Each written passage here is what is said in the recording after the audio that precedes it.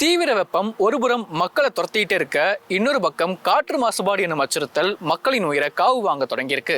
இந்த வீடியோவை பார்த்துட்டு இருக்க நீங்கள் உட்பட உலகில் 99% மக்கள் சுத்தமான காத்தை சுவாசிக்கவே இல்லைன்னு உலக சுகாதார நிறுவனம் சொல்லுது. கேட்கவே அதிர்ச்சியா இருக்குல்ல? புதைபடிவ எரிபொருட்களால் ஏற்படும் வெளிப்புற காற்று மாசுபாட்டால மட்டும் ஒவ்வொரு ஆண்டும் கிட்டத்தட்ட 40 லட்சம் பேர் உயிரிழக்கிறதா உலக சுகாதார நிறுவனம் வெளியிட்டுள்ள அறிக்கை சொல்லுது. இது சுவாச நோய்கள், பக்கவாதம், இதய நோய், நுரையீரல் புற்றுநோய் மற்றும் பிற உடல்நல பிரச்சனைகளின் அபாயத்தை அதிகரிக்குது. இந்திய தலைநகர் டெல்லி தான் இதற்கு ஒரு சிறந்த உதாரணம். டெல்லியில பள்ளிக்கு செல்லும் குழந்தைகள்ல 3 ஒருவருக்கு ஆஸ்துமா அல்லது சுவாச பிரச்சனைகள் இருக்கிறதா சமீபத்தில் வெளியிடப்பட்ட ஆய்வு சொல்லுது.